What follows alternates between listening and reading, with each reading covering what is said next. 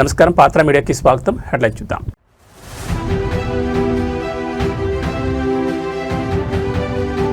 పసుపు దళం పునరుత్తేజం. మంగళగిరిలో ఘనంగా టీడీపీ నూతన కమిటీల ప్రమాణ స్వీకారం.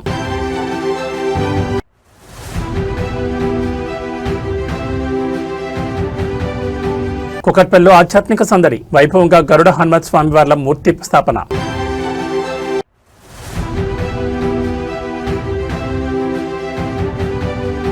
తెలంగాణ భవన్లో చేరికల చోరు. బీఆర్ఎస్ పతాకం కప్పుకున్న ఇతర పార్టీల ముఖ్య అనుచరులు.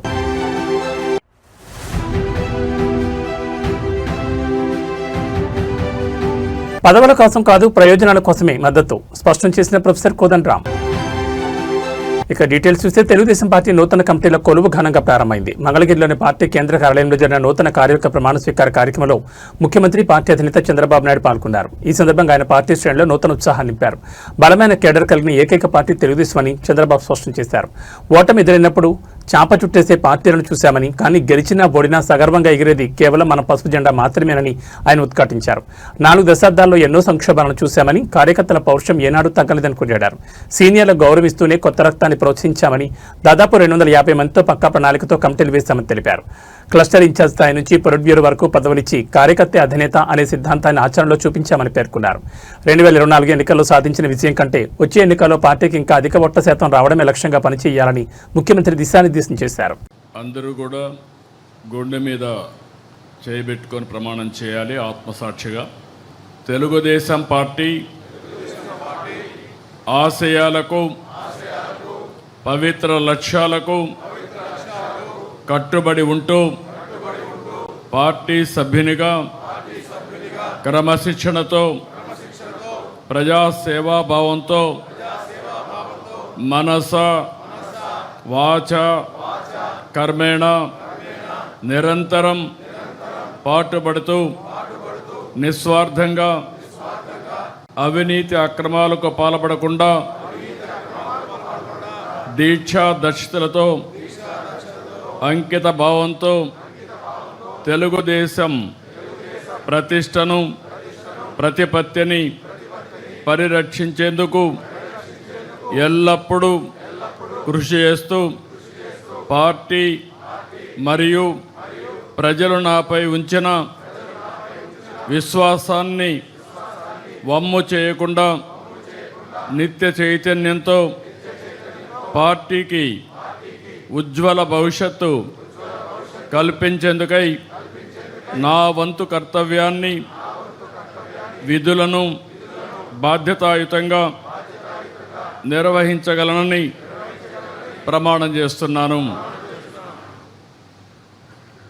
కుకట్పల్లి నియోజకవర్గంలో ఆధ్యాత్మిక శోభ సంతరించుకుంది. స్థానిక రామాలయంలో అత్యంత వైభవంగా జరిగిన గరుడ హనుమత్ స్వామివార్ల మూర్తి స్థాపన మహోత్సవం భక్తుల కోలాహల మధ్య ఘనంగా నిర్వహించారు. ఈ పవిత్ర కార్యక్రమంలో బీఆర్ఎస్ వర్కింగ్ ప్రెసిడెంట్, మాజీ మంత్రి కల్వకుంట్ల తారక రామారావు పాల్గొని ప్రత్యేక పూజలు నిర్వహించారు. ప్రతిష్టాపన మహోత్సవంలో భాగంగా కేటీఆర్ స్వామివారి విగ్రహాలను స్వయంగా క్షీరాభిషేకం చేశారు. శాస్త్రోక్తంగా జరిగిన ఈ కార్యక్రమంలో పాల్గొని స్వామివారి కృపకు పాత్రులయ్యారు. కేటీఆర్తో పాటు ఈ కార్యక్రమంలో Kukatpally MLA Madhavan Krishnarao, Quthbullapur MLA KP Vivekanand మరియు ఎమ్మెల్సీ సెంబీపూర్ రాజు తదితర ముఖ్య నేతలు పాల్గొన్నారు. ఆలయ అర్చకులు కేటీఆర్కి వేదాశీర్వచనం అందించి తీర్థప్రసాదాలు అందజేశారు. భారీ సంఖ్యలో తరలివచ్చిన భక్తులు, పార్టీ కార్యకర్తలతో ఆలయ ప్రాంగణం కిక్కిరిసిపోయింది. అభివృద్ధి పనులతో పాటు ఆధ్యాత్మిక కార్యక్రమాల్లోనూ చురుగ్గా పాల్గొంటూ నియోజకవర్గ ప్రజలతో కేటీఆర్ మమేకమయ్యారు. ఈ విగ్రహ ప్రతిష్టాపనతో కుకట్పల్లి రామాలయం మరింత ఆధ్యాత్మిక కాంతితో విరాజిల్లుతోంది.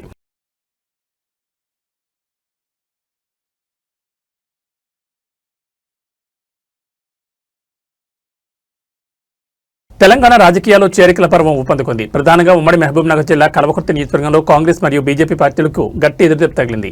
ఆయా పార్టీలకు చెందిన పలువురు కీలక నాయకులు మరియు కార్యకర్తలు ఈరోజు తెలంగాణ భవన్ వేదికగా బీఆర్ఎస్ పార్టీలు చేరారు. కల్వకుర్తి నియోజకవర్గం నుంచి తరలివచ్చిన కాంగ్రెస్, బీజేపీ నాయకులకు బీఆర్ఎస్ ముఖ్య నేతలు గులాబీ కండువాలు కప్పి పార్టీలకు సాదరంగా ఆహ్వానించారు. క్షేత్రస్థాయిలో పట్టున్న నాయకులు పార్టీలు చేరడంతో కల్వకుర్తి నియోజకవర్గంలో బీఆర్ఎస్ శ్రేణిలో కొత్త ఉత్సాహం నెలకొంది. పార్టీ సిద్ధాంతాలకు ఆకర్షితులై కేసీఆర్ నాయకత్వంపై నమ్మకంతోనే తాము చేరుతున్నట్లు వలస వచ్చిన నేతలు స్పష్టం చేశారు. ఈ చేరికల సందర్భంగా కల్వకుర్తి నుంచి భారీ సంఖ్యలో కార్యకర్తలు తెలంగాణ భవన్ చేరుకున్నారు. జై తెలంగాణ, జై కేసీఆర్ నినాదాలతో పార్టీ కార్యాలయం మారుమోగిపోయింది. ఎన్నికలు ఏమైనా ప్రజల పక్షాన్ని నిలబడేది కేవలం బీఆర్ఎస్ మాత్రమేనని, అందుకే ఇతర పార్టీల నుంచి భారీగా వలసలు కొనసాగుతున్నాయని పార్టీ నేతలు ధీమా వ్యక్తం చేస్తున్నారు. ఈ చేరికలు రాబోయే రోజుల్లో కల్వకుర్తి రాజకీయాలపై ఎలాంటి ప్రభావం చూపుతాయో చూడాలి. గారి ఊరు నుంచే ఈ రోజు మాడుగుల మండలం నుంచే మాడుగుల మండలం నుంచే నీ పతనానికి పునాది పడ్డది. మా శ్రీధర్ గోవిందు, అప్పారెడ్డిపల్లి గ్రామస్తులు, మరెన్నో గ్రామాలు పెద్ద ఎత్తున మీ అత్తగారి ఊరు నుంచే ఇలా తెలంగాణ భవన్కి వచ్చిండ్రు. ఎవరు పాత్రలో పడుతున్నారో మీరు ఒకసారి గుర్తించండి చెప్తూ, మరి ఎంతో బిజీగా ఉన్న ఈరోజు మరి శ్రీధర్ గోవింద్ గారిని మరెందరో పార్టీలో జాయిన్ అవుతున్న ముఖ్య నాయకులందరినీ ఆశీర్వదించడానికి వచ్చిన పెద్దలు గౌరవనీయులు కేటీఆర్ గారికి మరొకసారి హృదయపూర్వక ధన్యవాదాలు చెప్తూ జై తెలంగాణ. ప్రవీణ్ అన్నకు ధన్యవాదాలు. ఇప్పుడు మనం ఎదురు చూస్తున్నటువంటి మన నాయకుడు, మన వర్కింగ్ ప్రెసిడెంట్ పెద్దలు గౌరవనీయులు మన కేటీఆర్ గారిని మాట్లాడవలసిందిగా మీ అందరి పక్షాన కోరుతా ఉన్నాను. అందరికీ నమస్కారం. జై తెలంగాణ. గౌరవనీయులు సభాధ్యక్షులు కల్వకుర్తి మాజీ శాసనసభ్యులు పెద్దలు శ్రీ జైపాల్ యాదవ్ గారు, గౌరవనీయులు పార్టీ ప్రధాన కార్యదర్శి, మీ అందరికీ ఆప్తులు సుపరిచితులు పెద్దలు డాక్టర్ ఆర్ఎస్ ప్రవీణ్ కుమార్ గారు, గౌరవనీయులు మన మిషన్ భగీరథకి ఉపాధ్యక్షులుగా పనిచేసిన సోదరులు ఉప్పల వెంకటేష్ గారు, ఫుడ్ కమిషన్ అధ్యక్షులు గౌరవనీయులు శ్రీ గోలి శ్రీనివాసరెడ్డి గారు, సోదరిమణి మన విజితారెడ్డి గారు, అట్లాగే వేదికపైన ఆసీనులైన సీనియర్ నాయకులందరికీ, ఎల్ఎన్ రెడ్డి గారికి, జైపాల్ రెడ్డి గారికి, రమేష్ రెడ్డి గారికి, వెంకటేష్ గారికి, ఇంకా శ్రీనివాస్ రెడ్డి గారికి, విష్ణువర్ధన్ రెడ్డి గారికి, శ్రీనివాస్ యాదవ్ గారికి, నిర్మల గారికి, లాలయ్య గౌడ్ గారికి, విజయ్ గారికి, శంకర్ నాయక్ గారికి, చిటికెల శేఖర్ యాదవ్ గారికి, అందరికీ పేరు పేరున ఈరోజు పార్టీలో ఇప్పుడే చాలా ఉద్విగ్నంగా తన ప్రస్థానాన్ని వివరిస్తూ మరి ఎందుకు ఇవాళ బీఆర్ఎస్లో నేను చేరుతున్నాను అని చాలా స్పష్టంగా క్లుప్తంగా మనందరికీ అర్థమయ్యేటట్టు మరి వివరించడమే కాకుండా పుట్టిన తన జన్మభూమికి తన వంతుగా ఉడతా భక్తిగా తాను చేయగలిగినంత తన సొంత కెపాసిటీలో చేస్తున్న మా సోదరుడు శ్రీధర్ గోవింద్ గారికి, అట్లాగే ఈ కార్యక్రమంలో మరి అక్కడ కల్వకుర్తిలో ఉన్న అరాచక పరిస్థితులను తట్టుకొని గెలిచి వచ్చిన మా సర్పంచ్ సోదరులందరికీ పేరు పేరున, సోదరిమణులకి, గెలిచిన వాళ్ళకి కాకుండా ఓడినా ఇవాళ జెండా దించకుండా పోరాడుతున్న మా సోదరులకి సోదరిమణులకి వేరు పేరున అందరికీ, పత్రికా మిత్రులకి అందరికీ నమస్కారాలు. అధికారము రావడము పోవడము ఇవన్నీ కూడా రొటీన్గా జరిగే కార్యక్రమాలు. 5 ఏళ్ళకు ఒకసారి ఎన్నికలు వస్తాయి. వచ్చినప్పుడు ప్రజలకి ఎవరు నచ్చితే వాళ్ళకి ఓట్లేస్తారు. ఓట్లేసిన తర్వాత ఎవరికి మెజారిటీ స్థానాలు వస్తే వారు ప్రభుత్వాన్ని నిర్వహించే బాధ్యత వారు తీసుకుంటారు. ఇది ప్రజాస్వామ్యంలో 5 ఏళ్ళకు ఒకసారి జరిగే తంతు. తెలంగాణ రాజకీయాల్లో సెగలు పుడుతున్నాయి. కాంగ్రెస్ ప్రభుత్వం అవలంబిస్తున్న రైతు వ్యతిరేక విధానాలపై ప్రధాన ప్రతిపక్షం బీఆర్ఎస్ పార్టీ పోరాటానికి సిద్ధమైంది. ఈ క్రమంలోనే మే 6వ తేదీన రైతులతో కలిసి రాష్ట్ర వ్యాప్త భారీ నిరసన కార్యక్రమాన్ని పిలుపునిచ్చారు.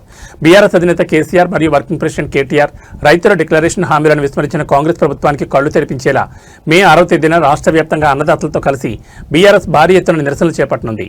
కాంగ్రెస్ ప్రభుత్వం మాట తప్పిందని, ఎన్నికల ముందు ఇచ్చిన హామీలను తుంగలో తొక్కిందని బీఆర్ఎస్ మండిపడుతోంది. ఇది ఏమాత్రం విశ్వసనీయత లేని ప్రభుత్వం అని కేటీఆర్ విమర్శించారు. అనాదిగా తెలంగాణ విషయంలో కాంగ్రెస్ పార్టీ అనుసరించిన ద్రోహపూరిత వైఖరిని నేతలు ఎండగట్టారు. నీళ్లు, నిధులు, నియామకాల విషయంలో కాంగ్రెస్ ఎప్పుడు తెలంగాణకు అన్యాయమే చేస్తూ వస్తుందని ధ్వజమెత్తారు. కేసీఆర్ పాలన వర్సెస్ కాంగ్రెస్. కేసీఆర్ గారి నేతృత్వంలో తెలంగాణ రాష్ట్రాన్ని సాధించుకున్న తర్వాత రైతు బంధు, ఉచిత విద్యుత్ వంటి పథకాలతో రైతాంగం స్వర్ణయుగం చూసిందని, కానీ ఇప్పుడు కాంగ్రెస్ హయాంలో మళ్లీ కరెంటు కష్టాలు, ఎరువుల కొరత మొదలయ్యాయని బీఆర్ఎస్ ఆవేదన వ్యక్తం చేస్తోంది. కాంగ్రెస్ పార్టీ, కాంగ్రెస్ ప్రభుత్వం విశ్వసనీయత లేనటువంటి ప్రభుత్వం, పార్టీ. అనాదిగా తెలంగాణ విషయంలో ద్రోహాన్ని, దుర్మార్గపు వైఖరిని కొనసాగించింది. కేసీఆర్ గారి నేతృత్వంలో తెలంగాణ రాష్ట్ర సాధనోద్యమం జరిగి తెలంగాణ రాష్ట్రాన్ని సాధించుకున్న తర్వాత అప్పటి వరకు వ్యవసాయం అంటే దండగా అనేటువంటి పరిస్థితి నుండి తెలంగాణలో వ్యవసాయాన్ని పండగగా తీర్చిదిద్దినటువంటి గొప్ప నాయకుడి చేతి నుండి అధికారాన్ని కైవసం చేసుకోవడం కోసం ఎంత నీచానికైనా ఒడిగట్టడం కాంగ్రెస్ పార్టీ నైజానికి నిదర్శనం అనడానికి నిదర్శనం రైతు డిక్లరేషన్. వరంగల్లో జరిగినటువంటి రైతు డిక్లరేషన్కు కాంగ్రెస్ పార్టీని అధికారంలోకి తీసుకురావడానికి స్వయంగా కాంగ్రెస్ పార్టీ అగ్రనాయకుడైనటువంటి రాహుల్ గాంధీ గారు వచ్చి ఇచ్చినటువంటి హామీని నమ్మి ఓట్లేసినటువంటి తెలంగాణ రైతాంగానికి ఈ 2.5 సంవత్సరాల కాలంలో మళ్లీ వ్యవసాయం అంటే దండగానేటువంటి దుస్థితిని పునరావృతం చేస్తున్నటువంటి దుర్మార్గపు పాలన కొనసాగుతున్నది. కాబట్టి అన్ని పంటలకు కూడా బోనస్ ఇస్తామనేటువంటి హామీ ఇచ్చి ఇవాళ ఏ పంటను కూడా కొనలేనటువంటి దయనీయమైనటువంటి స్థితి. ప్రత్యేకించి మక్కలు పండించినటువంటి రైతుల పరిస్థితి చాలా దయనీయంగా తయారైంది. ఈరోజు పత్తి పంటను పండించి నష్టపోతే ఆ నష్టం నుండి బయటపడడానికి మక్కను ఆశ్రయిస్తే కుప్ప తెప్పలుగా పండినటువంటి మక్కను కొనేటువంటి స్థితిలో ఈ ప్రభుత్వం లేకపోవడం వల్ల 250 రూపాయలు 240 రూపాయలకు అమ్ముకోవాల్సినటువంటి మక్కల్ని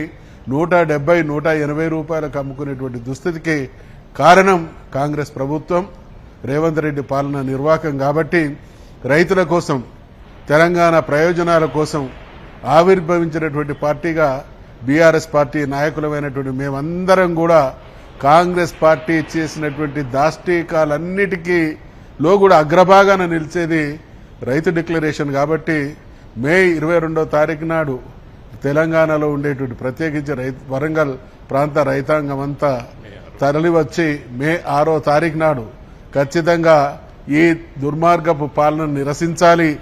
ఏ హామీలైతే వాళ్ళు ఇవ్వడం జరిగిందో అవి అమలు చేయాలనేటువంటి డిమాండ్తో కార్యక్రమం ఉంటుందనేటువంటి హెచ్చరిక చేస్తూ మే 6వ తారీఖులోపు ప్రభుత్వం ఇచ్చినటువంటి హామీకి అనుగుణంగా అన్ని పంటల్ని కూడా కొనుగోలు చేసి రైతాంగాన్ని ఆదుకోవాలి.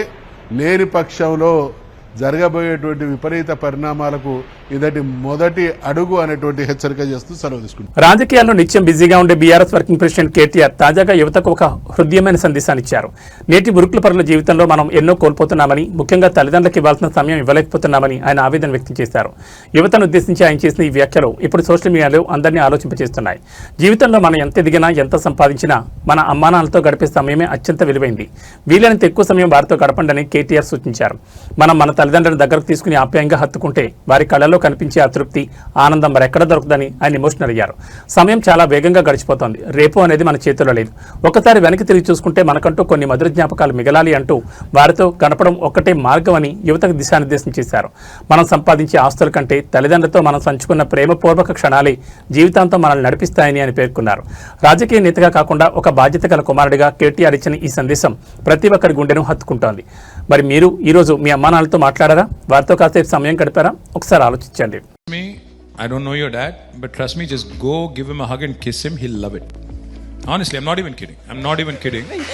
After going home, you need to. No, I'm a dad. I'm a dad today. I have a 20-year-old son and a 17-year-old daughter. I can tell you, today, when I look back, girls and boys, I'll tell you one thing. Please remember this. Life goes by in a jiffy. In the blink of an eye, time అయిపోతుంది. మనకు అర్థం కూడా కాదు.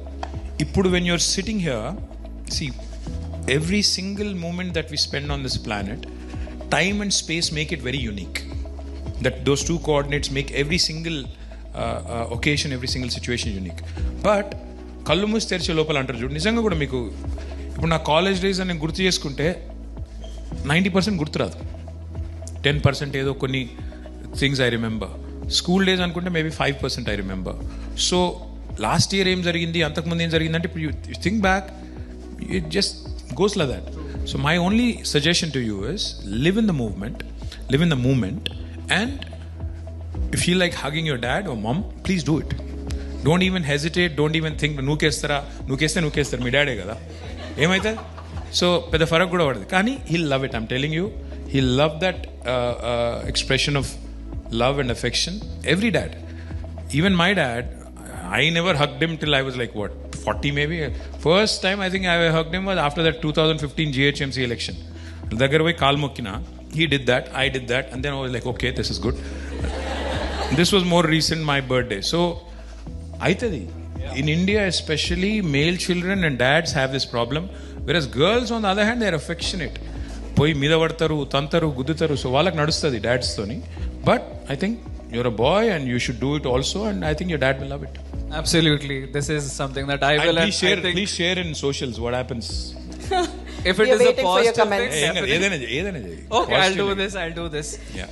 Yep. Petrol బంకుల వద్ద రద్దీ తగ్గింది. 4,345 బంకుల్లో 47 మినహా అన్నింటా పెట్రోల్, డీజిల్ నిల్వలున్నాయి. కంపెనీల నుంచి బంకులకు 3,714 కిలోలీటర్ల పెట్రోల్, 7,107 కిలోలీటర్ల డీజిల్ పంపారు. బంకుల ద్వారా ఈ రోజు వినియోగదారులకు 1,168 కిలోలీటర్ల పెట్రోల్, 2,086 కిలోలీటర్ల డీజిల్ పంపిణీ చేశారు. 3 జిల్లాల్లో మాత్రమే 10కి పైగా బంకుల్లో నో స్టాక్ బోర్డులు దర్శనమిస్తున్నాయి. పశ్చిమ గోదావరి, కడప, తిరుపతి జిల్లాలో మూతబడిన బంకులకు స్టాక్ సరఫరా కోసం అధికారులు చర్యలు చేపట్టారు.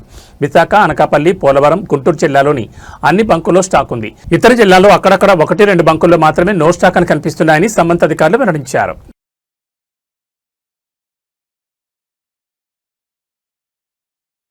కాకినాడ జిల్లా ప్రజలకు ఇంధన సరఫరాపై ఉన్న ఆందోళనను పటాపంచలు చేశారు కాకినాడ ఎంపీ తంగెళ్ల ఉదయ్ శ్రీనివాస్. పశ్చిమాసియాలో నెలకొన్న ఉద్రిక్తతల వల్ల అంతర్జాతీయంగా ఇంధన సరఫరాపై తాత్కాలిక ఒత్తిడి ఏర్పడిందని, అయితే ఇప్పుడు పరిస్థితి పూర్తిగా అదుపులోకి వచ్చిందని ఆయన స్పష్టం చేశారు. కేవలం మాటలతోనే కాకుండా స్వయంగా క్షేత్రస్థాయిలోకి వెళ్లి ప్రజల్లో భరోసా కల్పించారు. కాకినాడలోని సూర్యచంద్ర ఫిల్లింగ్ స్టేషన్ చేరుకున్న ఆయన అక్కడ స్వయంగా ఆయిల్ ట్యాంకర్ను అన్లోడ్ చేయడమే కాకుండా వాహనదారులకు స్వహస్తాలతో పెట్రోల్ నింపి అందరినీ ఆశ్చర్యపరిచారు. పెట్రోల్, డీజిల్ సరఫరాలో ఎటువంటి కొరత లేదని, వినియోగదారులు ఆందోళన చెందాల్సిన అవసరం లేదని ఈ సందర్భంగా ఆయన పిలుపునిచ్చారు.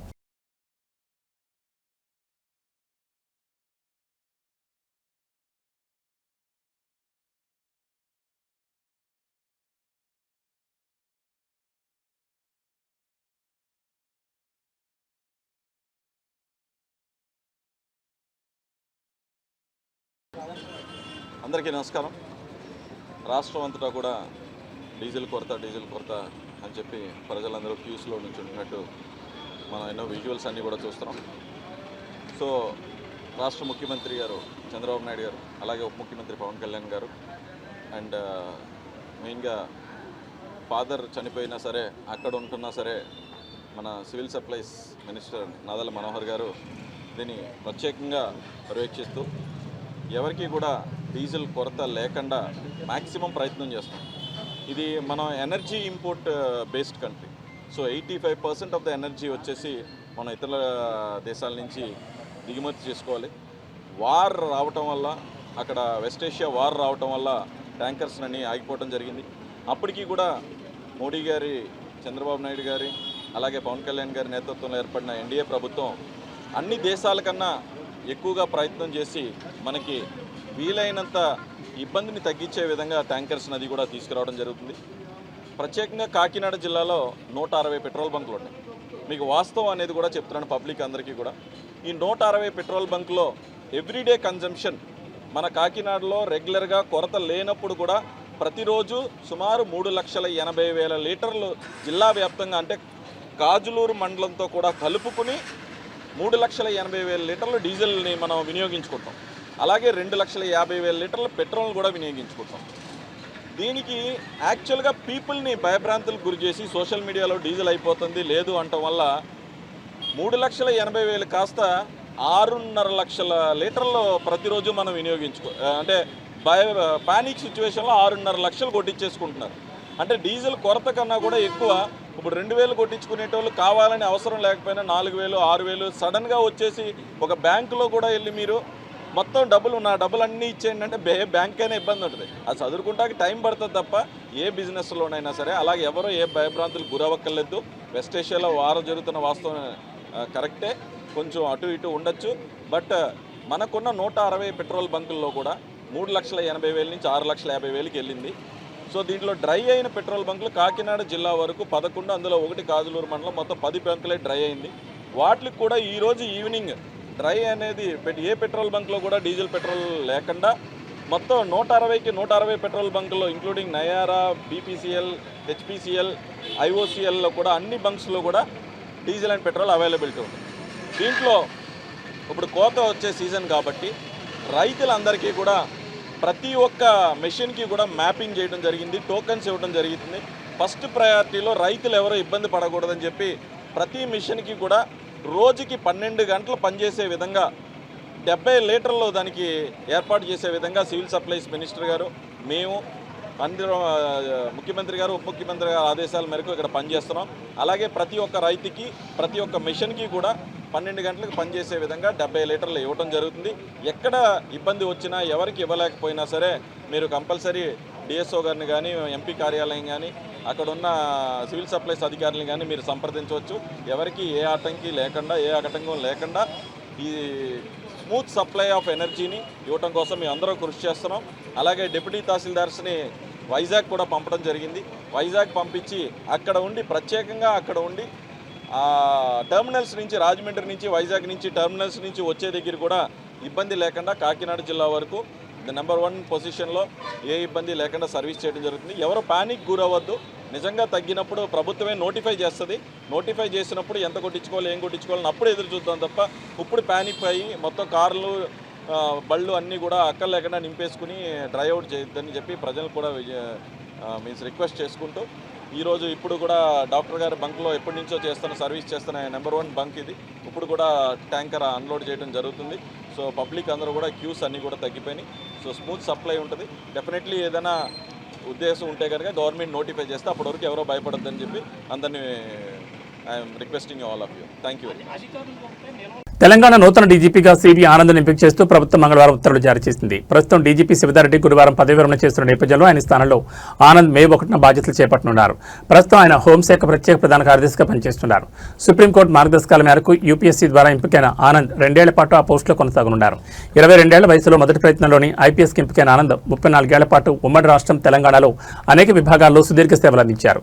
సిఐడిలో పనిచేస్తున్న సమయంలో కృషి బ్యాంక్ కేసులో ప్రధాన నిందితులు బ్యాంకాక్లో నక్కిన కొసరాజు వెంకటేశ్వరరావును భారత్కు రప్పించడంలో ప్రత్యేక చొరవ తీసుకుని సిఐడి సాధించిన కీలక విజయాల్లో ఒకటిగా నిలిచారు. స్వతహాగా క్రికెట్ క్రీడాకారుడైన ఆనంద్ చదువుకునే రోజుల్లోనే అండర్-22కు ఎంపికయ్యారు.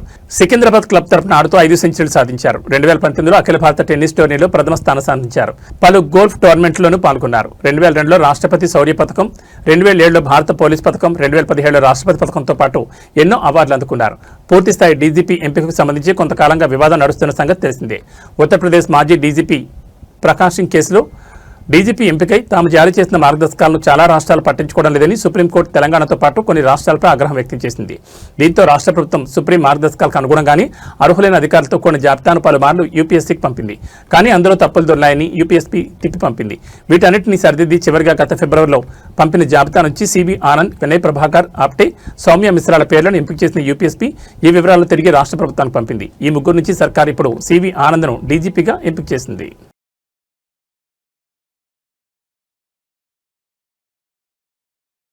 మెడికల్ కాలేజీలో పెను వివాదం చోటు చేసుకుంది. ఒక చిన్న అజాగ్రత్త నిండు ప్రాణాన్ని పలుకున్న ఘటన మహారాష్ట్రలోని నాసిక్లో కలకలం రేపింది. లిఫ్ట్ దగ్గర వేచి చూస్తున్న సమయంలో జరిగిన ఈ ఘోర ప్రమాదానికి సంబంధించిన వివరాలు చూస్తే నాసిక్లోని ఒక ప్రైవేట్ మెడికల్ కాలేజీలో జ్యోతి అనే 50 ఏళ్ల మహిళ లిఫ్ట్ కోసం వేచి చూస్తోంది. లిఫ్ట్ ఎక్కడ ఉందో అని ఆ ఆతృతతో ఆమె లిఫ్ట్ డోర్ వద్దకు వెళ్లి లోపలికి కిందకి తెంగు చూస్తుంది.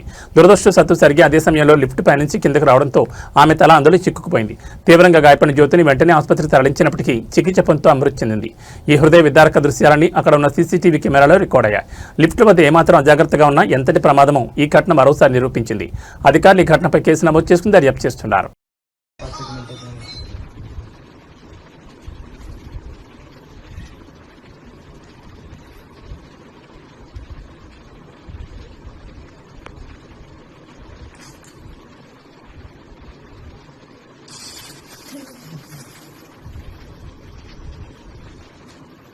तिने बोललेली आहे ती लिफ्ट वरतून आलेली पेशंट आलं तिथे पेशंट नाही ती परवानशीला गाठ करून टाकलं रे तू विनंती केली ना परवानगी नाही दिसत नाही ना कोणी अजून आज पैसे द्यायला दिले ना काय तो तिथं जीव गेलेला आहे तो जागच गेले तिथं जीव गेलेला काही एवढं वेळ थोडी हे सुद्धा नाही वरतून लिफ्ट बोलायला शिवाय येत नसती वरतून लिफ्ट आली कसं आणि ती हे पण नाही उरायली वरती पण नाही होते ना ती वरती पण होत नाही ना ती ही वरतून लिफ्ट बोलवलेली वरतून खाली बोलवलेली तिचा हात पाय तिचं काही तिला माहितीच नाही ती लिफ्ट तिथे बटन दाबलेली कोणते वरची आता व्हिडिओ दाखवा आम्हाला वरती कोण होता ते बी दाखवा 2 मिनिटं थांबा पुरं उद्या ना टायमिंगला पुरं करतो ते कसं काय काढता कसं नाही ते तर बघा आता पूर्ण काय कामगार सगळं किती वेळ गेला ना जेवू तिथंच गेला ना हे माग हे आता किती वेळ टाइमपास चालला आहे का एकतरी कर्मचारी सगळं काम करू राहिले आहे का डील तर आहे का तिथं कोणी आहे का तिथं प्रशासन आहे त्यांचं एवढं जिल्ह्यात का ना त्यांचेच कामगार काम करू राहिले फक्त. म्हणजे नेमकं मर्डर बिडर आहे काय?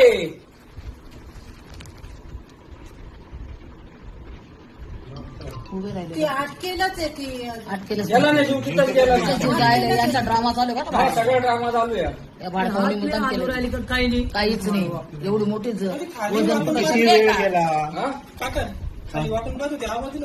कोणाला आवाज दिला की नाही? ती कोणाला आवाज देते का कोणाला पाहिजे होतं. खालची सीएडीचं ते हे घ्या. 2 मिनिट थांबा रे. मी निघाल्यानंतर आहे ना त्याच टाइम त्यांनी काहीच केलेलं नाही. शक्यच नाही, शक्य नाही. एवढा वेळ तुम्ही व्हेंटिलेटर का ठेवलं?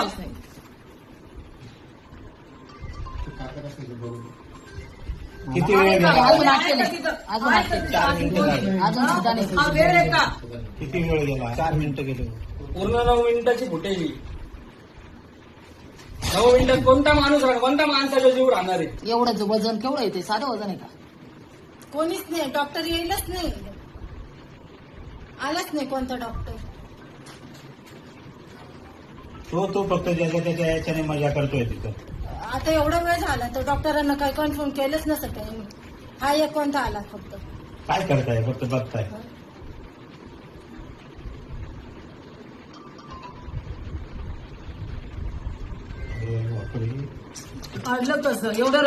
బిగ్ బాస్ ఫేమ్ నటి అశ్వరెడ్డి మరోసారి వార్తల్లో నిలిచారు. గత కొంతకాలంగా వివాదాల దూరంగా ఉంటున్న ఈ బ్యూటీ ఇప్పుడు ఒక సంచలన ఆడియో కాల్తో సోషల్ మీడియాను షేక్ చేస్తున్నారు. ఒక వ్యక్తితో అశ్వరెడ్డి జరిపిన సంభాషణ ఇప్పుడు నెట్టింట వైరల్గా మారింది. ఆ ఆడియోలో ఉన్న ముఖ్యాంశాలు గమనిస్తే కేవలం డబ్బుల విషయంలోనే ఈ వివాదం నడుస్తున్నట్లు అర్థమవుతోంది. నాకు మే నెల వరకు టైం ఇస్తే నీకు రావాల్సిన 1.5 కోట్లు వెనక్కి ఇచ్చేస్తాను, అంతవరకు ఆగాల్సిందే అంటూ అశ్వ స్పష్టం చేశారు. కాదు కూడదని నాపై ఒత్తిడి తెస్తే నేను కూడా ఎదురు కేసు పెడతాను, నన్ను ఇబ్బంది పెట్టాలని చూస్తే ఊరుకోరని సదరు వ్యక్తిని హెచ్చరించారు. మా ఇంట్లో వారిని గొడవలోకి తీసుకురావద్దు, అది పద్ధతి కాదు అని హెచ్చరిస్తూనే సమస్యను సామరస్యంగా పరిష్కరించుకుందామని కోరారు. ఈ వివాదాన్ని పరిష్కరించడానికి ప్రవీణ్ మరియు ప్రముఖ జ్యోతిష్యుడు వేణుస్వామితో మాట్లాడదామని, వారు చెప్పినట్లు విందామని అశ్వరెడ్డి ఆ ఆడియోలో పేర్కొనడం ఇప్పుడు చర్చనీయాంశంగా మారింది. అయితే ఈ ఆడియోలో వినిపిస్తున్న గొంతు నిజంగా ఆమెదేనా? అసలు ఆ 1.5 కోట్ల వివాదం దేనికి సంబంధించింది? ఈ విషయంలో వేణుస్వామి ప్రస్తావన ఎందుకు వచ్చింది అనే కోణంలో సోషల్ మీడియాలో రకరకాల చర్చలు నడుస్తున్నాయి. దీనిపై అశ్వరెడ్డి నుంచి ఇంకా అధికారిక స్పందన రావాల్సి ఉంది. అదే వెంకీ, నువ్వు ఇప్పుడు మళ్ళీ ప్రవీణ్ అక్కకు ఫోన్ చేసావని చెప్పి కాల్ చేసింది నాకు. Okay, that is your wish, చేసావు. నేను ఇప్పుడు నీకు మళ్ళీ చెప్తున్నాను, మే వరకు టైం ఇస్తే నీకు 1.5 తిరిగి వెనక్కి ఇచ్చేస్తాను త్రూ అకౌంట్. అర్థమైందా? త్రూ అకౌంట్ మే వరకు టైం ఇస్తే నేను నీకు మళ్ళీ వెనక్కి ఇచ్చేస్తాను. ఆ మిగిలిన డబ్బులు అంటావా, నేను లైఫ్ లో సెటిల్ అయినప్పుడు నా దగ్గర ఉన్నప్పుడు నేను ఇస్తాను. అది కూడా నేను ఇవ్వను అనట్లేదు. లేదు కుదరదు, నాకు ఇదంతా అవ్వదు అంటే పెద్ద మనుషులకి నువ్వే ఫోన్ చేసావు కదా. నా జీవితంలో పెద్ద మనుషులు ప్రవీణ గారు మాత్రమే. సో ఆ ప్రవీణ అక్కకి వేణుస్వామిని పెడతావా లేకపోతే ఇంకెవరినైనా పెట్టుకుంటావా, నేను పిలుస్తాను, నువ్వు పిలుచుకో. ఓకే, నేను ఇంకా నీ ముఖం చూడాలనుకోవట్లేదు, ఈ విషయం గురించి మాట్లాడాలనుకోవట్లేదు. నాకు మే అనే ఒక్క టార్గెట్ కనబడుతుంది, మే వరకు నేను నీకు డబ్బులు ఇవ్వాలి అంతే. లేదు కాదు అంటే నేనే పెడతాను హెరాస్మెంట్ కేసు. ఎందుకంటే మా అక్కని ఇన్వాల్వ్ చేస్తున్నాడు, మా మమ్మీని ఇన్వాల్వ్ చేస్తున్నాడు, లేకపోతే మా ఇంటికి వస్తానంటున్నాడు. అసలు నా పర్మిషన్ లేకుండా నువ్వు మా ఇంటికి రావడం ఏంటి, లేకపోతే నేను మీ ఇంటికి వెళ్ళడం ఏంటి? ఇంట్లో వాళ్ళని ఇన్వాల్వ్ చేసుకోకుండా నువ్వు నేను మాట్లాడాలి, నువ్వు నేను సాల్వ్ చేసుకోవాలి అంటే నా వైపు నుంచి ప్రవీణ్ అక్క వేణుస్వామి మధ్యలో కూర్చుంటారు. మే వరకు నేను ఆ డబ్బులు సెటిల్ చేస్తాను. అది తెలుగు సినిమా అంటేనే రంగుల ప్రపంచం. ఈ ప్రపంచానికి 4 బలమైన మూలస్తంభాలు మన అగ్ర కథానాయకులు చిరంజీవి, బాలకృష్ణ, వెంకటేష్ మరియు నాగార్జున. దశాబ్దాలు గడుస్తున్నా, తరాలు మారుతున్నా వీరి క్రేజ్ మాత్రం తగ్గలేదు సరికదా. నవతరం హీరోలకు ధీటుగా వరుస సినిమాలతో బాక్సాఫీస్ వద్ద సత్తాచాటుతున్నారు. తాజాగా ఈ 4 హీరోలు తమ కొత్త సినిమాలతో అభిమానులను అలరించేందుకు సిద్ధమయ్యారు. వరుస విజయాలతో జోరు మీద ఉన్న మెగాస్టార్ చిరంజీవి పక్కా ప్లానింగ్ తో సినిమాలు పట్టాలెక్కిస్తున్నారు. వాల్తేరు వీరయ్య వంటి బ్లాక్ బస్టర్ తర్వాత దర్శకుడు బాబీతో మరోసారి చేతులు కలిపారు చిరంజీవి. కేవీఎన్ ప్రొడక్షన్స్ నిర్మిస్తున్న ఈ భారీ కమర్షియల్ ఎంటర్టైనర్ త్వరలోని షూటింగ్ ప్రారంభించుకోనుంది. ఇది పూర్తయిన వెంటనే దసరా ఫేమ్ శ్రీకాంత్ పోదిల దర్శకత్వంలో మరో వైవిధ్యమైన సినిమాకు మెగాస్టార్ గ్రీన్ సిగ్నల్ ఇచ్చారు. రాజకీయాల్లో, సామాజిక సేవలో ఎంత బిజీగా ఉన్నా సినిమాల విషయంలో బాలయ్య రూటే వేరు. ప్రస్తుతం గోపీచంద్ మలిని దర్శకత్వంలో ఒక మాస్ యాక్షన్ మూవీ చేస్తున్న బాలయ్య దీంతో పాటే కొరటాల శివ దర్శకత్వంలో మరో సినిమాను సమాంతరంగా పూర్తి చేయనున్నారు. వివేక్ ఆత్రేయ, విజయ్ కనకమేడల వంటి యంగ్ డైరెక్టర్ల కథలకు కూడా బాలకృష్ణ పచ్చజెండా ఊపినట్టు తెలుస్తోంది. ఇక వెంకీ మామ ఎప్పుడు తనదైన స్టైల్లో సైలెంట్ గా వచ్చి హిట్ కొట్టడంలో దిట్ట. ప్రస్తుతం మాటల మాంత్రికుడు త్రివిక్రమ్ దర్శకత్వంలో ఆదర్శ కుటుంబం హౌస్ నెంబర్ 47 చేస్తున్నారు. ఈ మూవీ తర్వాత multi starrer king Anil Ravipudi direction లో క్రేజీ మూవీ పట్టాలెక్కనుంది. ఇది 2027 సంక్రాంతి కానుక విడుదలయ్యే అవకాశం ఉంది. Style and energy care of address అయిన నాగార్జున తన కెరీర్ లో అత్యంత ప్రతిష్టాత్మకమైన 100వ సినిమాపై దృష్టి పెట్టారు. కార్తీక్ దర్శకత్వంలో తెరకెక్కుతున్న ఈ సినిమాలో సీనియర్ హీరోయిన్ టబు కీలక పాత్రలో నటిస్తున్నారు. ఈ ప్రాజెక్ట్ తర్వాత కళ్యాణ్ కృష్ణ దర్శకత్వంలో అక్కినేని హీరోలందరూ కలిసి నటించే ఒక ఫ్యామిలీ డ్రామా రూపొంది అవకాశాలు పుష్పంగా ఉన్నాయి. చూసారుగా, వేగంలోనూ వైవిధ్యంలోనూ యంగ్ హీరోలకి ఏమాత్రం తగ్గకుండా ఈ నలుగురు పిల్లర్స్ దూసుకుపోతున్నారు. వీరు రాబోయే సినిమాలు బాక్సాఫీస్ వద్ద ఎలాంటి వండర్స్ క్రియేట్ చేస్తాయో చూడాలి మరి.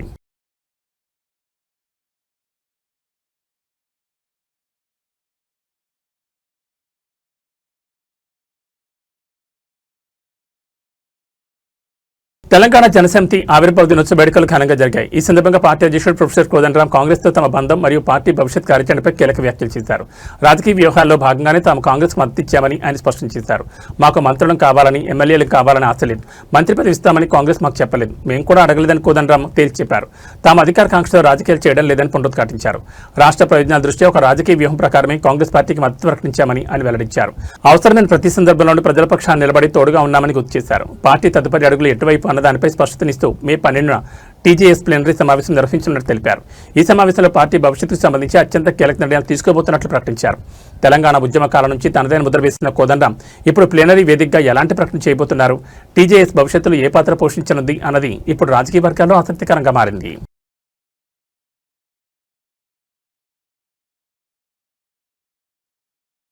ఉత్తరప్రదేశ్లోని ఆగ్రాలో ఒక భారీ ప్రమాదం త్రుటిలో తప్పింది. అచ్చేరా మార్కెట్లోని ఒక టైలర్ షాప్లో అకస్మాత్తుగా అగ్ని ప్రమాదం సంభవించింది. అయితే అక్కడ ఉన్నవారి సమయస్ఫూర్తి వల్ల ప్రాణ నష్టం జరగకుండా పెను ప్రమాదం తప్పింది. ఆగ్రా అచ్చేరా మార్కెట్లోని ఒక టైలర్ షాప్లో బట్టలు ఇస్త్రీ చేస్తున్న సమయంలో ఈ ప్రమాదం జరిగింది. ఇస్త్రీ కోసం ఉపయోగిస్తున్న గ్యాస్ సిలిండర్ నుంచి ఒక్కసారిగా లీకేజ్ ఏర్పడి మంటలు చెలరేగాయి. క్షణాల్లో మంటలు షాప్ అంతటా వ్యాపించడంతో చుట్టుపక్కల దుకాణదారులు, ప్రజలు తీవ్ర భయాందోళనకు గురయ్యారు. ప్రమాదం జరిగిన వెంటనే షాప్ సిబ్బందిని మరియు స్థానికులు ఏమాత్రం పానిక్ అవ్వకుండా ధైర్యంగా స్పందించారు. అందుబాటులో ఉన్న నీళ్లతో మరియు ఇతర సాధనాలతో మంటలను అదుపు చేసేందుకు తీవ్రంగా ప్రయత్నించారు.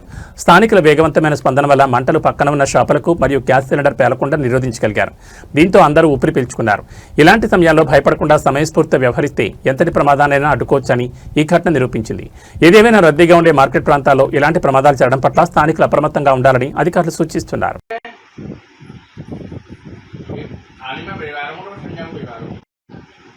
आयुष ब्लड डेयरी है हाल ही में परिवारों को समझाऊं परिवारों को डेयरी आ रही है यार अब यार हम कर पाना यार ओके तो कंडक्टर वर्क करते मेरी क्या बोल डेयरी यार कल पर कर रहा यार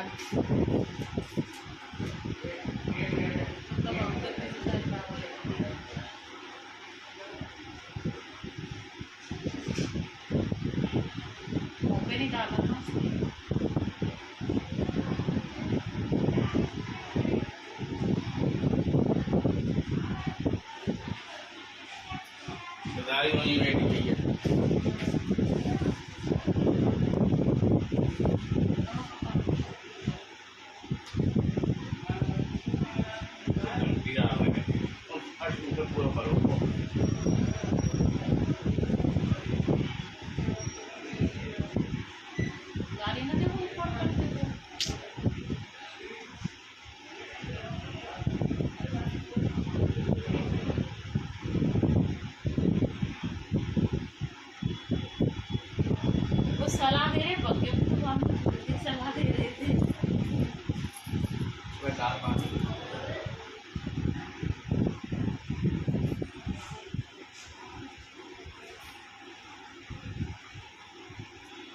लोटन क्या करा रहा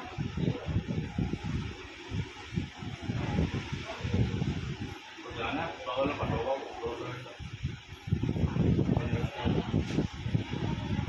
कैसे होगा